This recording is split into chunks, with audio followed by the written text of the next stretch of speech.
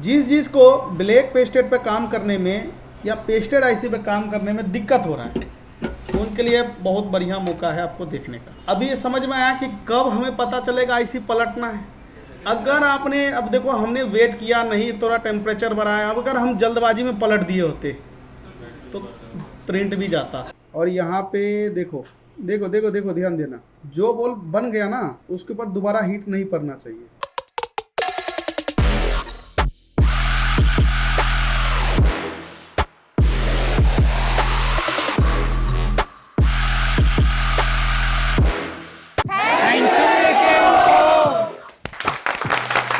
तो जब भी हमें देखो ब्लैक पेस्टेड आईसी को रिवॉल्व करना पड़ता है, अभी हमने चेक किया हमारा पावर तो ओके है, इसमें प्रॉब्लम है, ठीक है।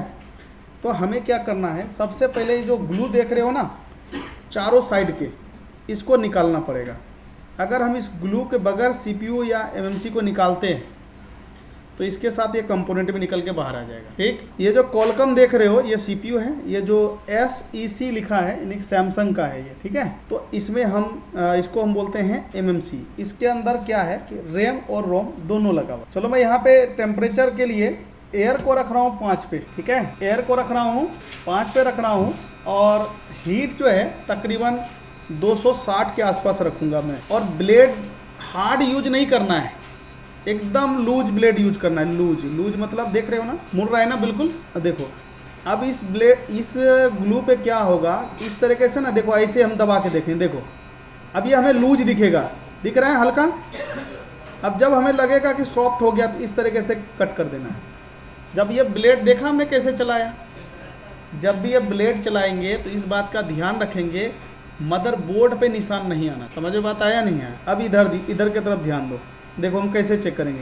ये देखो लूज हो रहा है ना ग्लू, देखो ऐसे ऐसे ऐसे इसमें छेद करोगे ना ऐसे, तो ब्लेड बड़ा आसानी से नीचे तक पहुंच जाएगा। इसका मतलब समझेंगे कि लूज हो गया। देखो इस तरीके से कट कर देंगे। क्या समझ में आया? सेम इस तरीके से आप देखो, इधर भी घुमाएंगे, आप देखते जाओ सब समझ में आ जाएगा। देखो इधर अभी आप सबको अच्छे से समझ में आ रहा है। क्यों आ रहा है? क्योंकि आप शांतिपूर्वक आप क्लास ले रहे हो, इसलिए समझ में आ। ये ध्यान दो, इधर दो, देखो यार, देखो धस रहा है ना इसमें, यानी कि ये ब्लेड, ये ग्लू क्या हो चुका, लूज हो चुका। अब हम ब्लेड चलाएंगे तो स्क्रैच नहीं होगा, समझ रहे हो ना। देखो कितना प्यार से कट हो गया। कई बार इस दोनों आईसी के बीच में कंपोनेंट भी होते हैं, ठीक है। देखो कितना प्यार से ग्लू निकला, दिख रहा है क्या? चलो अब हम इधर के तरफ से निकालते हैं। देखो यहाँ पर कितना ग्लू है, तरीका याद है ना, ऐसे दबा के पहले चेक करेंगे। अगर आपने ठंडे में ब्लेड चलाना स्टार्ट किया फिर गड़बड़ हो जाएगा। आपको इतना अंदाजा लेना है कि ये ब्लेड जो है ना, ब्लेड से बोर्ड का स्किन नहीं कटना चाहिए। शेविंग बनाते हैं तो उतना तो पता है ना भाई, खाल नहीं काट देना है, तो उस हिसाब से वो चलाते हैं ना ब्लेड, उसी हिसाब से आपको ये चलाना है। इसके नीचे का ये नहीं कटना चाहिए, फिर गड़बड़ हो जाएगा कहानी। तो गैप कम होता है, इसलिए पतला ब्लेड का हम इस्तेमाल कर रहे हैं। देख रहे हो ना, अभी इधर के तरफ ग्लू रह गया।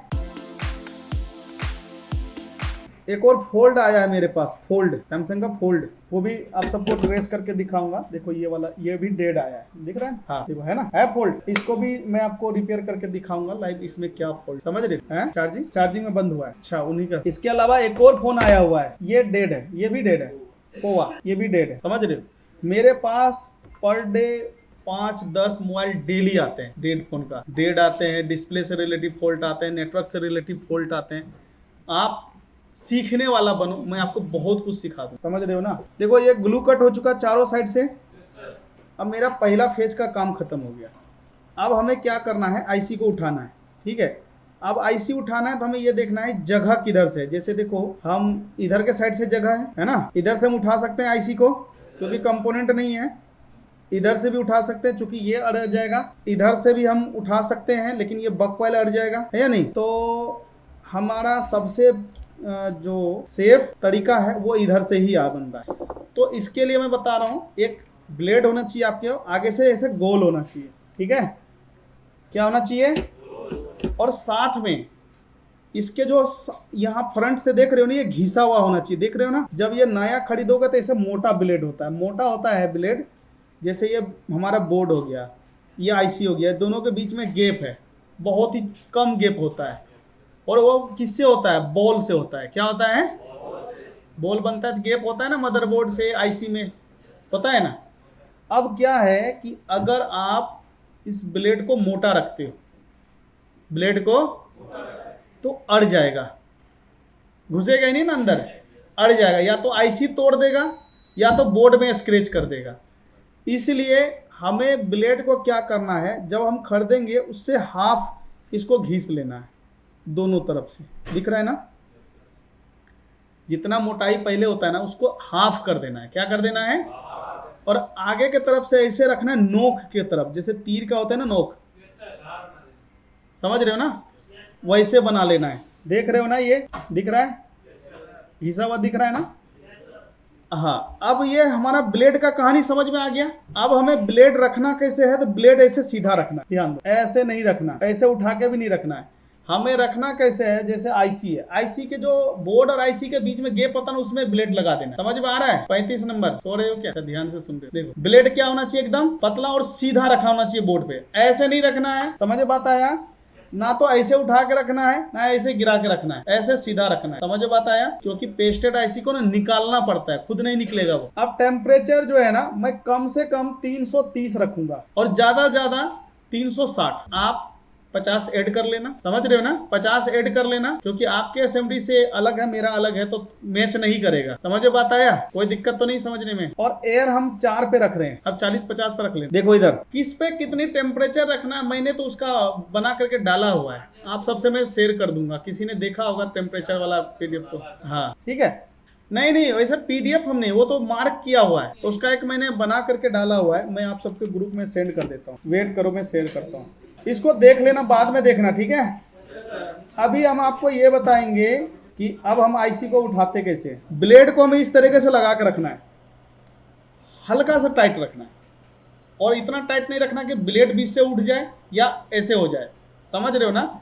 इतना टाइट रखना है कि ब्लेड सीधा ही होना चाहिए। देखो इस तरीके से दिखा, कोई दिक्कत तो नहीं। अब इस तरीके से हमें घुमाना स्टार्ट करेंगे इसके ऊपर। मैं इस वक्त 12 mm का नोजल बैंड वाला यूज कर रहा हूँ। आप सबको दोनों चीज पे ध्यान देना है। देखो मैं ब्लेड को भी गर्म कर रहा हूँ ना, साथ में आईसी को भी। देखना अपने आप मेरा ब्लेड जो है ना वो आईसी के अंदर घुस जाएगा, अपने आप जाएगा वो, कोई जल्दबाजी नहीं मचाना। समझ रहे हो ना?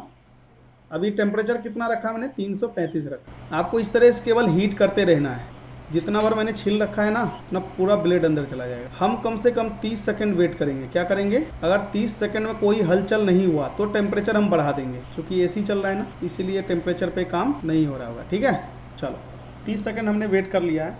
अब यहाँ पे 5 बढ़ाने, एक नहीं बढ़ाने, 40 कर देंगे। 35 था ना, अब नहीं हुआ तो फिर 5 बढ़ाएंगे। फिर से सेम प्रोसेस, फ्लक्स पेस्ट का इस्तेमाल नहीं करना। लिक्विड कहाँ डाला था मैंने? नहीं, वो ब्लेड में लगा होगा पहले से। जब आप एसएमडी चलाओगे ना, सीपीयू के हर एक कॉर्नर पे हीट जाना चाहिए। इससे क्या होगा, एक एक बॉल वो पिघलना स्टार्ट हो जाएगा। ठीक है, अगर आप इसको ज़बरदस्ती पलट दोगे प्रिंट टूट जाएगा। क्या हो जाएगा? एक बार हम इधर से ट्राई करते हैं, लेकिन ब्लेड हमें सीधा ही रखना है। ठीक है, इधर दिख रहा है ना? अब तक में तो आप सब उतार पुतार के बाहर रख देते, इसलिए वो दिक्कत हो रहा होगा, गड़बड़ हो रहा होगा। देखो गया ब्लेड अंदर, देखो ये गया अंदर, कोई बात नहीं, अपने आप ये बाहर आ जाएगा इसी, देख लेना। देखो इधर से हो गया, अब यहाँ से डाल दो, देखो अपने आप जाएगा वो। हमें ये देखो निकल गया, कितना अच्छे से निकला ये बताओ, कितने अच्छे से निकला ब्लैक पेस्टेड, बताओ। अब एक काम करना है, सेम प्रोसेस के तरीके से हमें इसका एमएमसी भी उठाना है, क्योंकि प्रॉब्लम तो एमएमसी में ही है। हम तो आपको सीपीयू दिखाने के लिए रिवोल्व कर रहे हैं, क्योंकि अभी मैं सिखा रहा हूँ, इसलिए मैं आपको बता रहा हूँ देखो ब्लैक पेस्टेड कैसे रिवोल्व करते हैं। लेकिन वैसे प्रॉब्लम किस में है, देखो सेम प्रोसेस,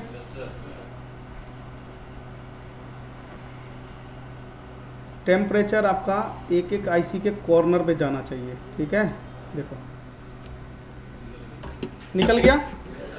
अभी ये समझ में आया कि कब हमें पता चलेगा आईसी पलटना है। अगर आपने, अब देखो हमने वेट किया नहीं, थोड़ा टेम्परेचर बढ़ाया, अब अगर हम जल्दबाजी में पलट दिए होते तो प्रिंट भी जाता।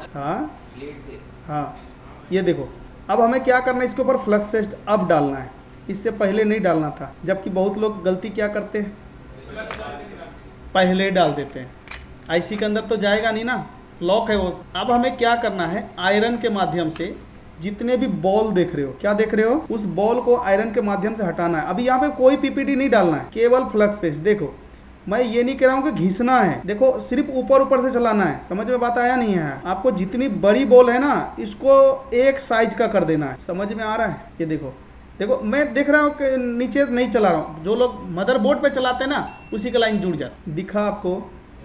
चलो अब हम उसी सेम प्रोसेस एमएमसी में करेंगे। अब बताओ समझ में आया? अभी ग्लू को नहीं हटाने की जरूरत नहीं है। अब आपको लेना है डिसोल्डर वायर। क्या लेना है? आगे से मोड़ना नहीं है, ऐसे रखना है। इस तरीके से आयरन रख करके जितने बॉल हो सकता है जो आयरन से बराबर नहीं हुआ वो इससे बराबर। रोजन लगाना है लगा लो, नहीं लगाना है तो फ्लक्स पेस्ट तो है ही। देखो बॉल जुड़ जाता है उसके लिए यूवी एक्सटेंसिल है, ठीक है, लेकिन ज़्यादातर बॉल वही जुड़ते हैं जो ऑलरेडी आपको जुड़ा ही रहता है पहले से, बट उसके ऊपर यूवी निकल जाता है ना तो हमें दिखने लगता है वो। समझ रहे हो ना? जैसे खाल हटा दो तो कंकाल दिखने लगते हैं, तो वैसे ही। तो अब ना दिखे तो उसके ऊपर यूवी लगाना पड़ेगा। समझ में बात आया? बट नहीं भी लगाओगे तो काम बन जाता है। आयरन अभी मैंने 380 रखा था। अब ध्यान दो हमें क्या करना है। अब यहाँ पे हमें एसएमडी से पहले इसको गर्म कर देना है। ध्यान देना, गर्म कर देना है। अब इस तरीके से थिनर से क्लीन कर देना है। ठंडा बोर्ड पे थिनर नहीं लगाना। जिस को ब्लैक पेस्टेड पे काम करने में या पेस्टेड आईसी पे काम करने में दिक्कत हो रहा है उनके लिए बहुत बढ़िया मौका है आपको देखने का। बिल्कुल फुल डिटेल बता रहा हूँ। अब इसके बाद हमें क्या करना है, ग्लू हटाने के लिए मेरे पास दो तरीके का ब्लेड होना चाहिए, या तो ये वाला होना चाहिए या तो ये होना चाहिए। आप सबके पास कौन कौन सा है? दोनों ही है, तो किसी से भी बता दूं कोई दिक्कत? चलो मैं इससे बता देता, ठीक है। प्रोसेस सेम है, देखने में तो दोनों सेम ही लग रहे हैं। दोनों ही सेम है बट कंपनी अलग अलग है। यहाँ पे टेम्परेचर जो रहेगा एसएमडी का वो रहेगा 250। क्या रहेगा? एयर या तो 5 रखो या फुल कर दो, कोई दिक्कत नहीं है। हार्ड, अब हार्ड चाहिए। लूज केवल ग्लू कट करते समय, अभी नहीं। अब ये देखो, अब हमें क्या करना है ना, जब इस पे हीट पड़ेगा तो लूज हो जाएगा, उससे पहले इसको नहीं हटाना। दिख रहा है क्या, या जूम करूं? दिख रहा है? बॉल को नहीं छेड़ना, जैसे बॉल के बीच में बड़ा ध्यान से निकालना है तो बॉल निकल के भाग जाएगा वहां से। हल्के हाथ से धीरे धीरे करके ये सारे ग्लू को हटा लो। भाई अगर आपने इस तरीके से काम कर लिया ना, ब्लैक पेस्टेड में 1 से 2 बोर्ड है ना, फिर प्रैक्टिस करने के बाद आपको ये समझ में आ जाएगा। देखो प्रिंट कब उखड़ेगा बता रहा हूँ। अगर वहाँ पे ग्लू सॉफ्ट नहीं हुआ और आपने वहाँ पे ये चला रहे, वहाँ पे निकलेगा। हम तो हीट कर रहे हैं ना, सिर्फ हीट नहीं कर रहे हैं, ये देख रहे हैं कि ग्लू सॉफ्ट हुआ ही नहीं हुआ। देख रहे हो ना? सॉफ्ट होने के बाद निकाल रहे हैं। अब जैसे क्या है ना कि हम जैसे काम करते हैं तो हमें ना कलर से पता चल जाता है कि कलर थोड़ा ऐसा हो गया तो मतलब ग्लू पिघल चुका है। समझ रहे? आप सबको नहीं वो पता रहेगा, वो कब पता रहेगा, जैसे काम करते रहोगे ना, ये आपको भी थोड़ा अनुमान हो जाएगा। समझे बात को? तो आपको कैसे पता चलेगा? तो ऐसे ऐसे टच करके, कई बार जैसे हमें भी कलर समझ में नहीं आता है ना, हम भी ऐसे टच करके देख लेते हैं, क्योंकि ये सबसे आसान तरीका है और इसमें ना 100% पता चल जाता है। कोई कोई जो ग्लू आता है ना वो थोड़ा शाइनिंग वाला आता है, तो उसमें ना कलर थोड़ा पहचानने में दिक्कत होता है। याद रख लेना, जो टेम्परेचर मैं बता रहा हूँ आप देख रहे हैं, इस टेम्परेचर में आपको कंपोनेंट नहीं भागेगा। समझ रहे ना? आपको कंपोनेंट पे मैंने प्रैक्टिस करवाया है ना, तो उस वक्त टेम्परेचर पता होगा ना कितना रखने पे निकल रहा था कंपोनेंट, उससे हमेशा कम रखना है ग्लू हटाने के लिए। क्या बताया मैंने? उससे कम रखना है। जब उससे कम पे कंपोनेंट नहीं निकल रहा था तो अब कैसे निकलेगा बताओ? क्यों कंपोनेंट पे मैंने प्रैक्टिस करवाया? इसीलिए ने करवाया कि आपको पता होना चाहिए कंपोनेंट कितने टेम्परेचर पे निकल रहा है। क्यों भाई? अगर मैं लिख के देता तो पढ़ना पड़ता, इसीलिए मैंने काम करवा दिया। काम करवाने से आपको ये पता चल गया कि कंपोनेंट कितने टेम्परेचर पे निकल रहा है। अगर किसी ने ध्यान नहीं दिया तो एक बार निकाल के देख लेना कौन सा क्लास खत्म हो गया आपका। भाई प्रिंट हट जाता है तो कल मैक्रो जंपर बताया था ना, यूवी से अलग करना पड़ेगा, लेकिन अगर 1-2 जुड़ा हुआ है तो दिक्कत वाली बात नहीं, उतना चल जाता। ठीक है, हमारा टारगेट सिर्फ ग्लू है अभी, समझ रहे हो ना?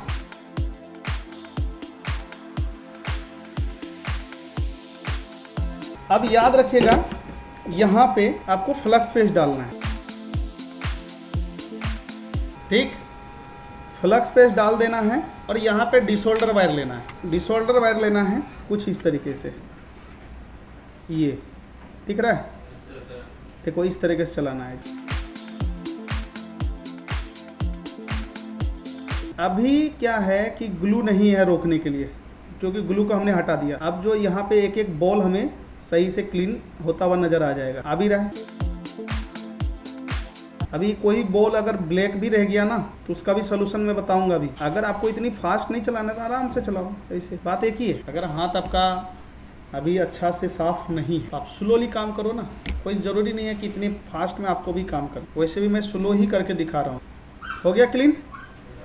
अब हमें क्या करना है, ये चीज़ का ध्यान दो। वापस से एसएमडी उठाना है, बोर्ड को हल्का सा गर्म करना है, ठीक है। जब ये जो फ्लक्स पेस्ट है ना वो लिक्विड जैसे रूप लेने लगे तो इस तरीके से चलाना स्टार्ट कर दो। आप देखो, हाँ देखोगे ना तुरंत क्लीन होगा, तुरंत दिख रहा है, तुरंत सूख जा रहा है, धब्बा भी नहीं छोड़ेगा, धब्बा कहीं भी नहीं छोड़ेगा, देख रहे हो कहीं भी धब्बा नहीं छोड़ेगा। और बिल्कुल अच्छे से फिनिशिंग चाहिए तो इस तरीके से कॉटन रखो, इस तरीके से इसको साफ। अब मुझे ये बताओ, सारे बॉल चमक रहा है? एक दो बॉल यहाँ पे देख रहे होगे सिल्वर नहीं है ना। अब अगर ये सिल्वर नहीं है तो इसके लिए मैं आपको एक सोल्यूशन बताता हूँ। 183 पीपीडी लेना, क्या लोगे? 183 गीला पीपीडी लेना, बिल्कुल गीला, जितना गीला हो सके उतना गीला, पानी नहीं मिलाना। वो जो गीला रहेगा डब्बे से वही निकालना है, ऐसा ना थिनर मिला के तब ले लो, नहीं खराब हो जाएगा। ठीक, देखो अब क्या करना है, ऐसे हल्का सा रखना है, ऐसे, समझा बात को? देखो ये सिल्वर हो गया, हो गया ना। अगर पूरा बोर्ड में है तो ऐसे ही आपको थोड़ा थोड़ा रख के तब चलाना है। क्या समझ में आया? ऐसा नहीं कि एक साथ भर दिया। देखो मैं अभी फ्लक्स पेस्ट इस्तेमाल नहीं कर रहा हूँ, क्योंकि ये मैं गीला पीपीडी इसीलिए तो यूज किया हूँ। हाँ जी, दिख रहा है?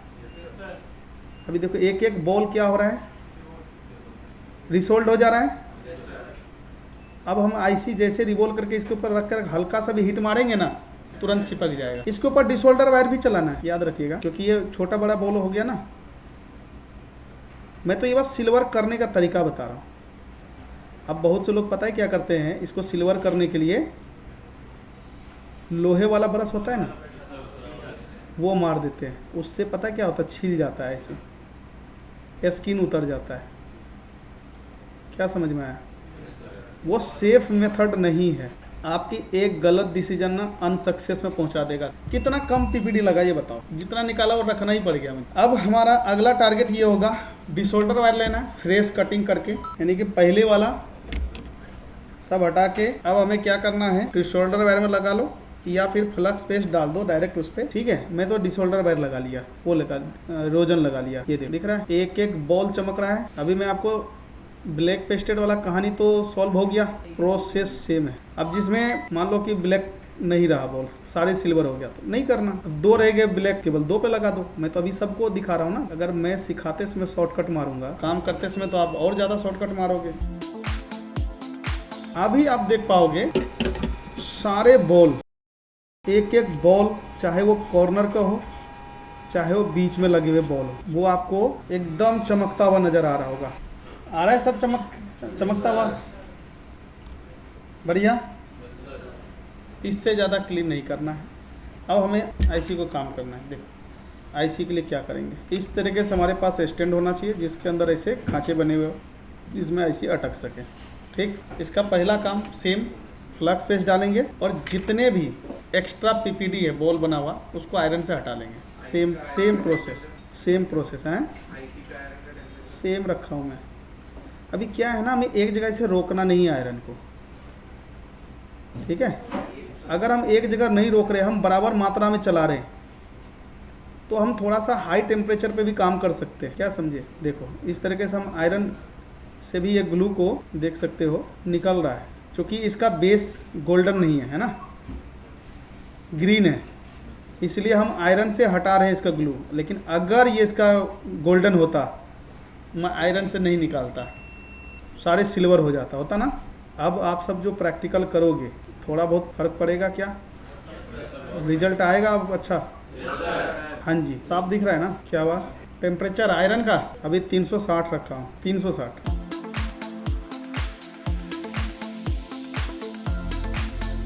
आईसी गर्म है इसीलिए लगे हाथों थिनर। अभी हम ये देख रहे हैं ग्लू तो हट गया लेकिन ब्लैक बॉल रह गया ना। तो अब ब्लैक बॉल का मैं आप सबको सोल्यूशन बता चुका हूँ। कोई मुझे रिपीट करके बताएगा? फिर 38 पे जा रहे, वो भी गीला। 183 जिसको भाई 1 3 8 यही अगले में भी आता है, बट ये थोड़ा एक दूसरे का जगह चेंज हो जाता है, इसलिए बहुत के कंफ्यूजन हो जाते हैं। 83 बोला या 38 बोला है ना, क्योंकि 83 में भी वही चीज़ें आ रहे हैं, 38 में भी वही चीज़ें आ रहे हैं, बस लिखा आगे पीछे रहा है। देखो अभी बॉल सिल्वर नहीं था, कितना अच्छे से सिल्वर हो गया। क्या मैंने लोहे वाला इस पर ब्रश चलाया क्या? तो मैंने लाइव करके दिखा रहा हूँ, समझा? मैं यहाँ पे कोई लिक्विड भी यूज नहीं कर रहा हूँ, बिना कोई लिक्विड का ही देखो बॉल कितना सिल्वर में करके दिखा दूंगा। और प्रोसेस आप सबको भी पता चल गया।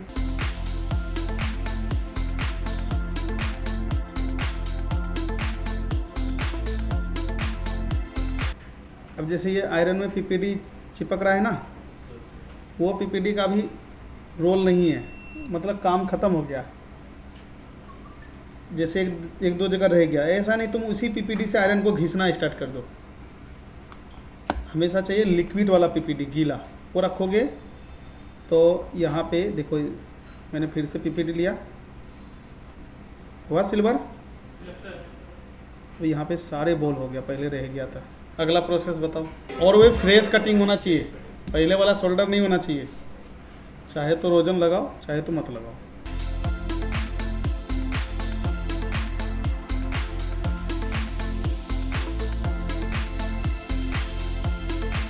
ये लाइट में सही भी दिख रहा है ना। चलो देखो, ये मैंने क्लीन करके दिखा दिया था आपको। इसके बीच में देखो थोड़ा सा ग्लू लगा हुआ है, उस ग्लू को देखो हम कैसे हटा रहे हैं। ये चीज़ देखो, जब भी हमें ग्लू हटाना है ना, हल्का सा गर्म करके ही हटाना। स्क्रैच नहीं पड़ेगा आईसी पे। आईसी पे स्क्रैच जब पड़ता है जब आपका टेम्परेचर सही नहीं होता है, फिर भी आप ग्लू हटा रहे हो, उसी वक्त स्क्रैच आएगा, वैसे नहीं आएगा।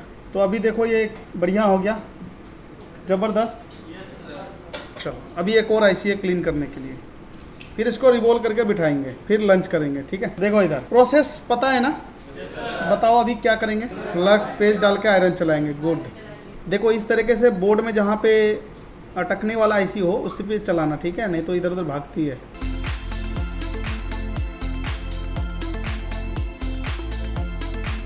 ज़बरदस्ती नहीं हटाना, बट इसमें आसानी से हट रहा है। मैं अभी जो रखा हूँ ना, वो 400 पे चला रहा था। अभी मैं अभी जो देखे थे कितने पे चला रहा था? 400। एक जगह आयरन अगर हम ऐसे रोक के चला रहे, फिर चला रहे, फिर रोक दे रहे, फिर ऐसे चला रहे हैं ना, तो उस वक्त ख़राब हो जाएगा। हम देखो एक जगह रोक नहीं रहे, क्या समझे? इसलिए से 400 टेम्परेचर रखा हूँ, लेकिन एक जगह पर लगने नहीं दे रहा हूँ टेम्परेचर। क्लीन हो गया? चलो अब इसको हम, हालांकि हमारे सारे बॉल यहाँ पे सिल्वर दिख रहा है, तो हमें 183 वाला पीपीडी चलाने की ज़रूरत नहीं है। मैंने बताया था ना, जब ज़रूरत होगा तब करो, ज़बरदस्ती नहीं, खराब हो जाएगा ऐसी। फटाफट हम रिबोलिंग करते हैं, फिर इसको बिठाते हैं। बहुत ही इंपॉर्टेंट चीज़ बताऊंगा, जब आप आईसी बिठाते हो याद रखिएगा, चार्जिंग आईसी और पावर आईसी अगर गलत बैठा तो आपके फ़ोन में हाफ शॉट या फुल शॉट दिखा देगा। क्या दिखा देगा? अगर आईसी सही बैठ गया और अंदर से सही नहीं है तो क्या दिखाएगा? पावर और चार्जिंग की ही बात कर रहा हूँ मैं। अरे भाई उल्टा लगा तो हाफ शॉट फुल शॉट लगा, ठीक है, आईसी अंदर से खराब है। और आपको डीसी से बताना है, आप तो मल्टीमीटर से तो चेक करके बता ही दोगे ना, डीसी से कैसे बताने? क्या होगा, वेट करो, यही चीज़ मैं बताऊंगा अभी। और ये ट्रिगर से आप काम करोगे तो अच्छा रहेगा। देखो अब मैं आपको ये बता रहा हूँ, मैं सीपीयू का एक्सटेंसिल से मुझे अगर रिवॉल्व करना हो तो मुझे कैसे ढूंढना है, किससे रिवॉल्व होगा।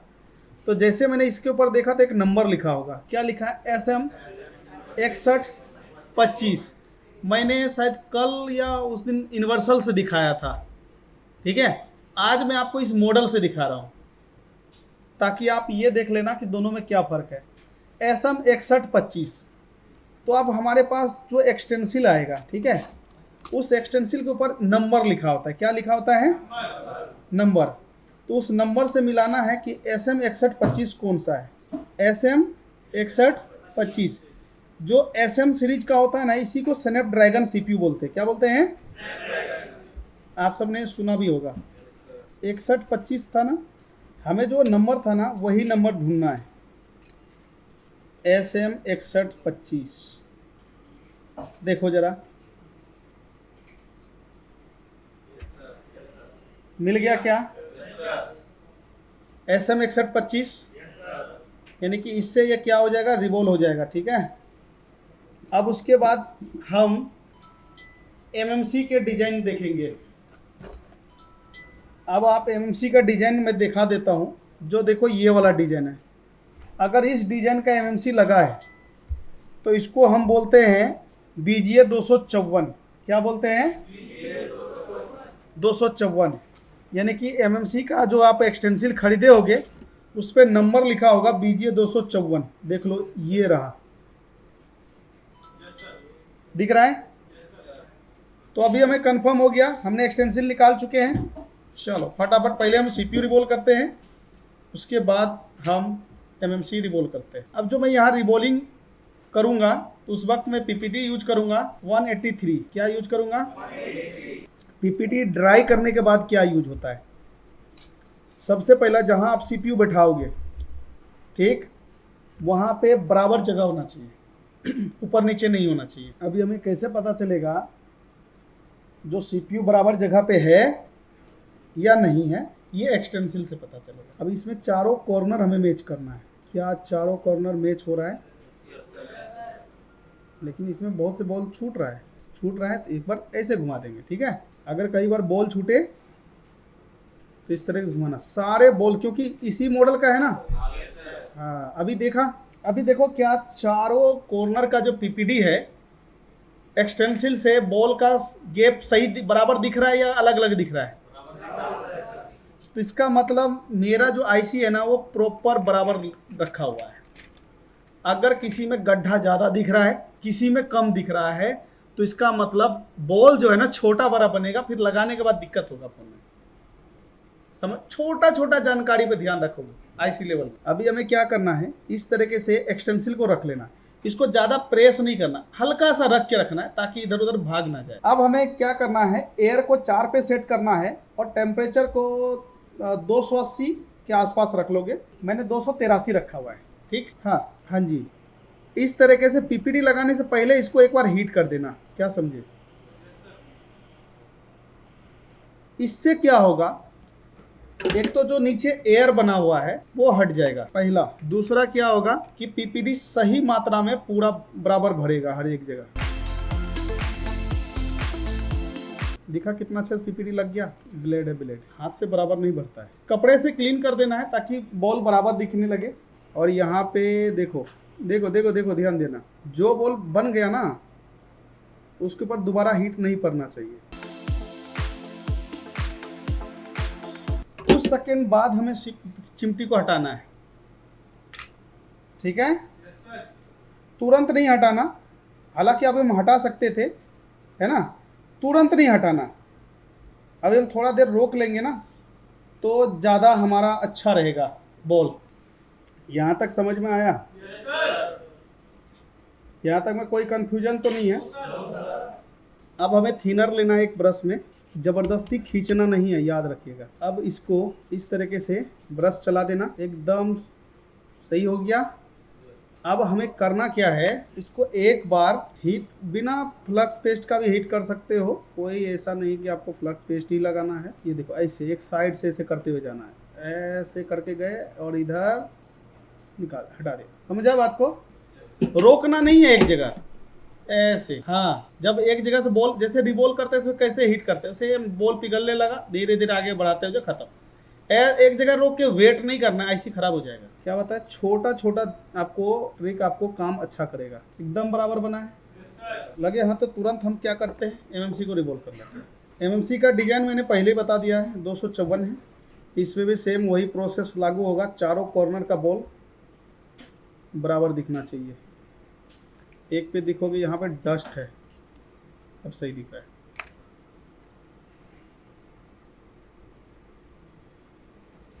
फिर से पहले हीट करेंगे तब पीपीडी लगाना है।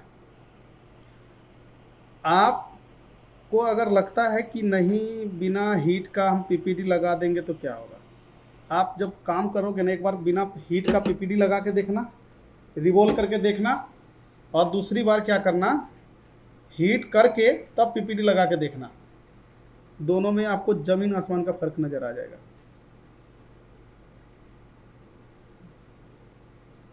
पीपीडी बहुत अच्छा लग जाता है, बराबर मात्रा में लगता है। बॉल भी सारे बराबर होते हैं।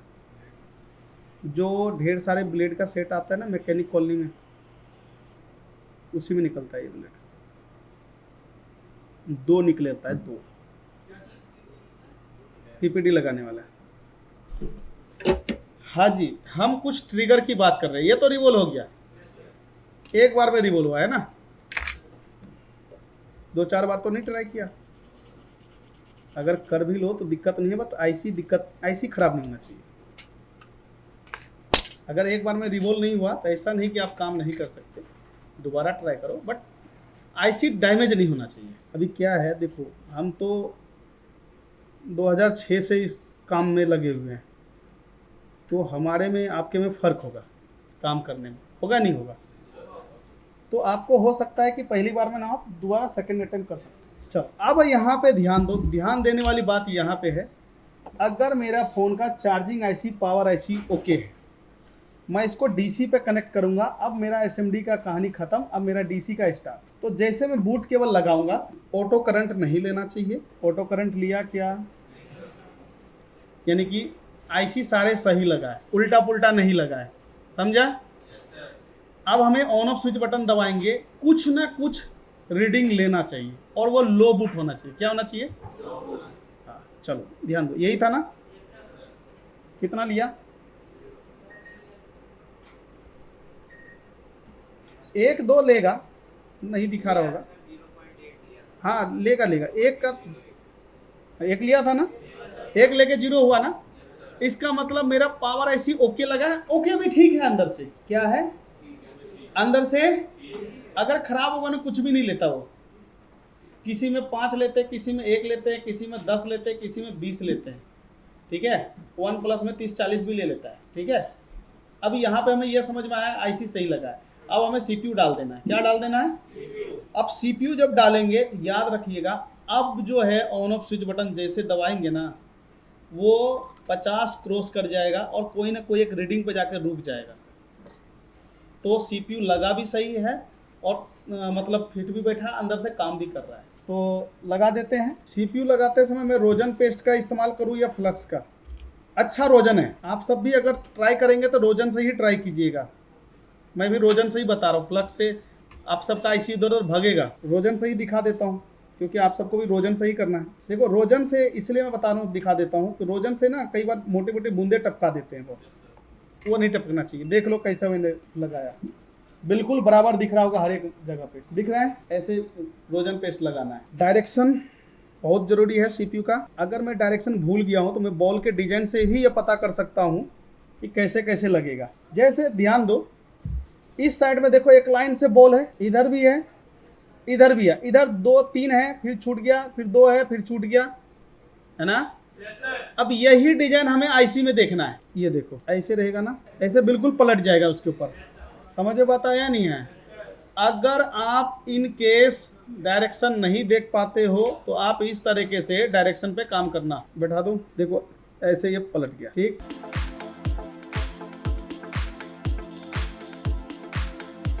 डायरेक्शन सही है? नहीं ठीक है। देखो पहले हम एक जगह हीट दे रहे हैं, ठीक है। धीरे धीरे देखो ऐसे घुमाना स्टार्ट कर देंगे, देखना आईसी खिसक के अपने जगह पे आएगा। आया अपनी जगह पे। ये अब हम फ्लक्स पेस्ट डाल देंगे ऐसे।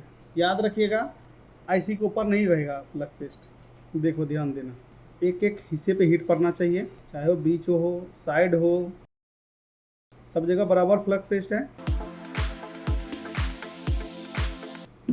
देखो सारे फ्लक्स पेस्ट अंदर खींच लेगा ये। थोड़ा देर वेट करेंगे, फिर इसकी ट्रिगर चेक करेंगे। चलो अब इसका हम क्या चेक करते हैं, ट्रिगर ले लेते हैं, क्योंकि अब लो बूट से निकल जाना चाहिए, क्योंकि हमने सीपीयू बैठा दिया। क्या ट्रिगर ले रहा था पहले, एक ले रहा था ना,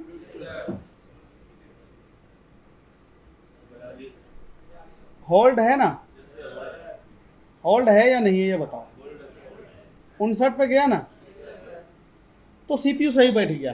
अब पावर तो काम कर ही रहा है, तुम तो पहले ही चेक कर लिया। अब सीपीयू भी डिटेक्ट कर गया हमारे बोर्ड में, ठीक।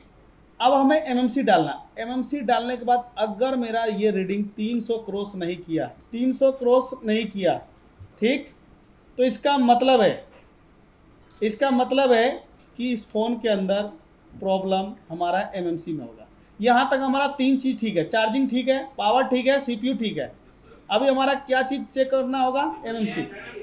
अब डीसी से चेक करने के लिए 300 रीडिंग क्रॉस कर जाना चाहिए। अगर 300 रीडिंग क्रॉस नहीं किया, वापस से निकाल के F64 में उसको प्रोग्राम करना पड़ेगा। समझ में बात आया? तो चेक करें। अच्छा एक बात बताओ, कोई आपके पास हैंडसेट आया, उसमें सारे आईसी लगी है, ठीक है, आपने ऑन ऑफ स्विच दबाया और सेम रीडिंग पे जाके होल्ड हो गया।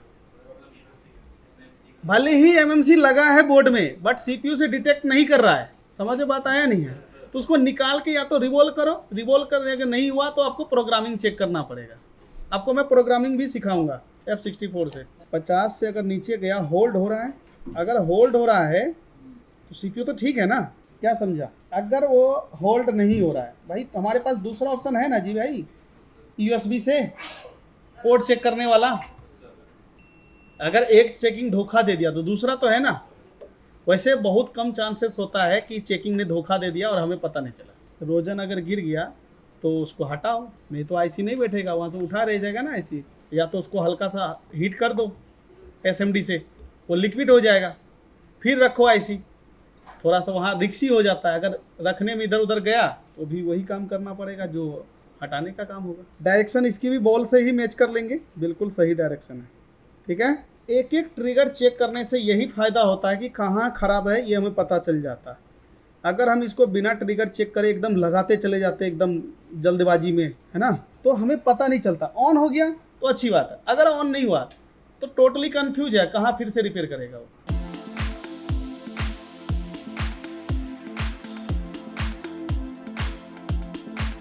है जगह पे।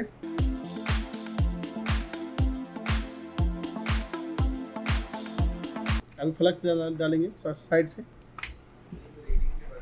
हाँ सेम। अब बड़ी ऐसी होता है ना, मैं एक तो 12 mm का नोजल यूज कर रहा हूँ। देख लो ऐसे हम पूरा छेक लेता है, आईसी का छेकता है ना, आगे का मुंह जो एकदम खुला हुआ है, पूरा आईसी ही घेर लेता है वो। 12 mm है वो, इसलिए फ़ायदा है, कम टेम्परेचर में काम हो जाएगा। छोटी नोजल ज़्यादा टेम्परेचर, बड़ी नोजल कम टेम्परेचर। ज़्यादा टेम्परेचर रखेंगे आईसी ख़राब हो जाएगा। अभी A14 A15 वगैरह में आप देखोगे ना, सीपीयू रिवॉल्व कर दिया या हीट मार दिया, चल जाता, फिर बंद हो जाता है। बहुत से टेक्नीशियन क्या करते हैं, उसको निकालता है, एमएमसी के पैड भी बना देता है, फिर कुछ दिन चलता है, फिर डेड हो जाता है, रिटर्न फिर भी आता है, तो उसमें अलग से सोल्यूशन करना पड़ता है। वो भी बताऊंगा मैं आप सबको। अभी A14 वगैरह मार्केट में दोगे ना तो कोई नहीं पकड़ेगा हैंडसेट, बोलेगा नहीं भैया रहने दो। अभी जो बेसिक पढ़े हो ना, तो आपको इसमें कुछ ना कुछ समझ में आ रहा होगा। अगर बेसिक नहीं पढ़ोगे ना तो ये दिमाग में नहीं घुसेगा। तो शॉर्टिंग तो नहीं लिया, शॉर्टिंग नहीं लिया तो इसका मतलब है कि आईसी सही बैठ गया।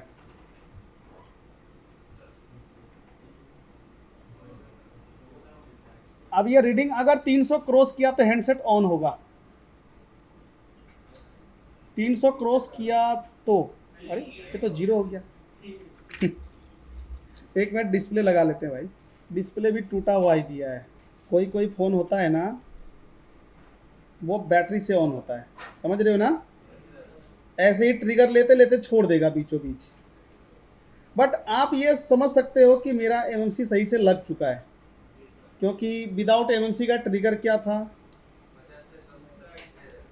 59 पे होल्ड। अब कितने गए, 160 तक तो जा चुके हैं। इसका मतलब एमएमसी डिटेक्ट कर चुका है, ऑन हो गया है, बट डिस्प्ले खराब है। देखो यहाँ पर लाइट ब्लिंक कर रहेगा। अरे अभी तो कर रहा था, अच्छा यहाँ पे कर रहा है, यहाँ कॉर्नर पे। आपको इसलिए नहीं दिख रहा होगा क्योंकि अंधेरा नहीं है। कहाँ पे दिख गया? मुझे तो नहीं दिखा। किधर हैं? ये हाँ हाँ हाँ, सही है सही है। ये डिस्प्ले एक्चुअली क्या है ना, खराब है। और इस फ़ोन के अंदर चूंकि वो एमएमसी के पास देखा था कंपोनेंट टूटा हुआ था, मुझे लग रहा लाइट सेक्शन में भी इशू होगा। एक बार बैटरी का वोल्टेज चेक करें। ये फ़ोन देखो ऑन हो गया। इसका मतलब मैंने जितना टेम्परेचर दिखाया, जो प्रोसेस दिखाया, वो सब सही था या नहीं था, ये बताओ। अब इससे ज़्यादा क्या आपको मैं प्रूफ दिखाऊं कि हैंडसेट ऑन हो गया। देखो 2.8 वोल्ट है बैटरी। अब चलो मैं बूस्ट करना भी दिखा देता हूँ। सिर्फ पढ़ाया था बैटरी बूस्ट, दिखाया नहीं था। देखो अभी बैटरी मेरा डीसी सप्लाई में तो देख सकते थे वोल्टेज कितना था, वही 4.2 वोल्ट 5 एम्पियर। और इसमें सीधा हम क्या करेंगे, मल्टीमीटर के वायर पे डीसी सप्लाई का वायर जोड़ देंगे ऐसे ऐसे, ठीक है। और इसको हम डायरेक्ट बैटरी पे लगा देंगे। प्लस माइनस देख के बैटरी पे लगा दो। अभी देखो यहाँ पे कितना वोल्टेज दे रहा है, 4.2 दे रहे हैं। बैटरी पे लगाने के बाद देखना वोल्टेज घट जाएगा। घट गया। अब ये 3.6 हो जाए तो छोड़ देंगे। 3.6 हो गया यानी कि बूस्ट हो गया। और ये तरीका सबको कोई नहीं बताएगा बूस्ट करके। मैंने क्या किया, इसको सीरीज कनेक्शन में डाल दिया मल्टीमीटर को, तो बैटरी का ऑलरेडी हमारा बूस्ट भी हो रहा है और इसके अंदर मल्टीमीटर में हमारा वोल्टेज भी दिखा रहा है कितना बूस्ट हो गया। एक साथ दो काम। बहुत से लोग छोड़ छोड़ के बार बार में चेक करते हैं, एक साथ काम करो। डीसी मशीन से बैटरी चार्ज हो रहा है और मल्टीमीटर से हम बैटरी का वोल्टेज चेक कर रहे हैं। अगर देखना हो किसी को बाद में आ जाना, मैं बता दूंगा कैसे कैसे मैंने कनेक्शन यहाँ पे रखा है। अभी कैमरा में नहीं आ रहा है वो, ठीक है, दिखा दूंगा। हालांकि मैंने एक और कैमरा सेट कर रखा है ऊपर वाला।